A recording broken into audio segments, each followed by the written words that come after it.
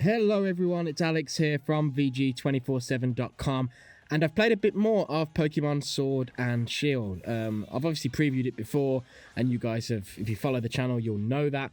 But this is a new preview. I've actually played the first 90 minutes, the first hour and a half of the game from the very start of the game. And while I can't talk about everything that I saw, I've got a little bit of new footage for you here of the game in action, and I've got some things I want to say about what I experienced in those first 90 minutes. So let's run down it. So let's make no mistake, I think Pokemon Sword and Shield are they're definitely the most ambitious games than the Pokemon series so far. The developers have said they wanted the entire theme of the game to be a quest to become the biggest and most powerful, and that's basically reflected in much of the design of Sword and Shield.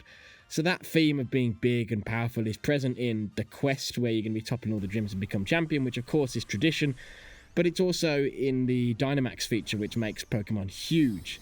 And it's also really just in the design of the game, in the style of the world that it's set. However, at the same time, Sword and Shield are also really dedicated to certain traditions of the Pokemon series in a way that potentially undermines just a little bit the ambition that's going on at the same time. But the way those two sides of the game interact actually is a really interesting and intriguing end result. So, for example, let's think about the story. The narrative of Sword and Shield, it isn't afraid now to take a break from the gameplay for more proper traditional style cutscenes. So on the opening of the game, you have a character gesturing and he's in a big stadium and there's people cheering in the stands and the camera angle cuts back and forth from those people. The camera moves around. Another really good example actually is when you first meet the starter Pokemon. Rather than just having them pop out of a Pokeball and stand there looking cute, you actually get this cool cutscene that's properly directed and charming and sort of introduces the personalities and even the skill set to a degree of the Pokemon you'll be choosing from. And that's really, really cool and really, really interesting. The flip side is they didn't want to do voice acting because that was out of the Pokemon game tradition. So, for instance, even though you've got automatically advancing text boxes that sort of give a tempo to the way characters are speaking, and you've got lips flapping in a lip sync sort of way, there's no audio of their voices. And so it's that sort of, you see what I mean about you've got these cutscenes that are more advanced, more polished than ever before, but also this decision to not have voice to keep with tradition. And that sort of thing is really sort of common in Sword and Shield from what I've seen so far. There's steps forwards and in some areas and huge steps forwards in some areas, in fact. But then in other areas, things have not changed much at all. So in a sense, that's really the nature of Pokemon Sword and Shield. At times an enormous steps forward, while other times it's just a high definition version of what we've already had before. And it's important to understand that about Sword and Shield, I think. It's a far more detailed and beautiful and dynamic world, but once you slide into the battles, it functions and looks much the same as it always has. It's those same static-looking encounters with the canned move animations, even though they've cut Pokemon from this game. So the cutting of Pokemon, where they aren't including every single past creature in this game, it's apparently helped the team to make changes and upgrade some things, but not battles, weirdly. So there's that balance. I mean, it's obviously a traditional Pokemon, so in this opening preview, I kick off in a town, and you're in the Galar region, which of course is roughly based on the UK.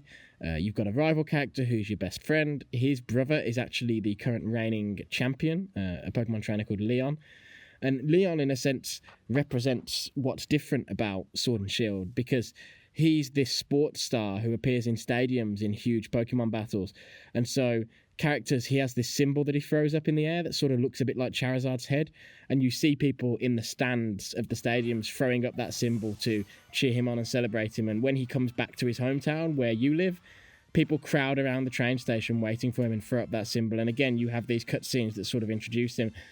And it feels a bit more almost like the anime, and that even goes down to the late game where we've been told that the end game will resemble the anime more. So rather than the traditional encounters, once you've got all the gym badges, you'll enter a tournament, the same sort of format that Ash tackles in the anime. So I mentioned that the game is set in the Galar region, which is based on the UK, and what's really cool is they really embrace that setting. Now, maybe I'm more sensitive to this because, of course, as you can probably tell from my voice, I'm from the UK, But it really does feel like this is a Pokemon game that has more than any other embraced its setting.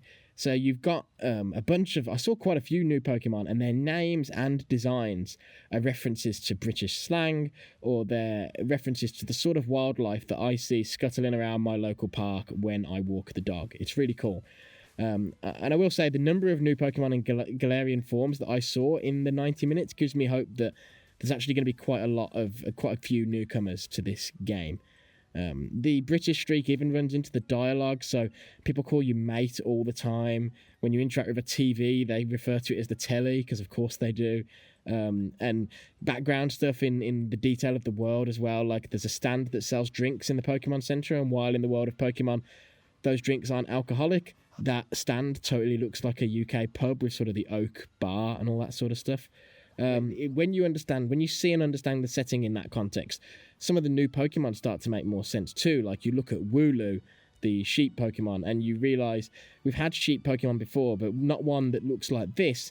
And this is sort of a nod to the sort of sheep that you see in fields in the UK as you trundle past on a train. And that's really, I would say, where the changeover to a high definition screen is making the most difference to Pokemon. Because the world does still have fixed camera angles and a simplistic design for exploration that's still really derived from those original Game Boy games from 25 plus years ago. But the extra visual fidelity and horsepower is used to give the world a really intricate amount of detail that really brings it to life. And the world is probably the part of the game that I was most impressed by. Like I say, don't want to, and also in some instances can't, because they want to preserve the surprise, talk about some of the new Pokemon I saw or some of the story detail. But what I will say is early on, the game throws you into the wild area. So if you don't know about the wild area is one place where Pokemon Sword and Shield is doing things quite differently. So it's actually experimenting with open world design. There's a big open-ended area that's full of enemy encounters and Pokemon to catch. Pokemon actually appear on the overworld in the wild area as well, just like they did in Pokemon Let's Go. And what's interesting about the player being thrown into the wild area in the first hour or so is that this is an area where, if you want, there's totally a clear objective that you can go to and carry on with the story. But if you want to take this time to explore the wild area and really get stuck in and go off the beaten path a bit, you can totally do that too. So it feels like Pokemon is holding your hand a little bit less here. It's taking the stabilizers off, and that's really interesting. And hopefully that is a theme that's present throughout Sword and Shield. So yeah, I mean, the first 90 minutes I really, really enjoyed. There's something strange about... Well, let me put it this way.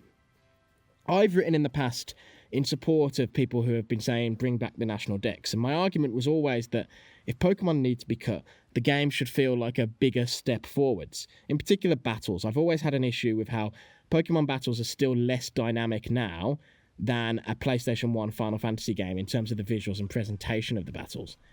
But I have to admit that as soon as I began to play Sword and Shield, my worries sort of just disappeared. I mean, I understand that there's deficiencies and shortcomings going on here, but it all just sort of melted away because the game is so charming and pretty to look at and entertaining and engaging. And the level of polish and charm there is in the world really does help to offset the areas where I feel like the developers could be doing a little bit more. So the main takeaway is really that after my first hour and a half of playing the actual full game rather than just a couple of gym battles for a trade show demo, I'm really, really pumped for Pokemon Sword and Shield.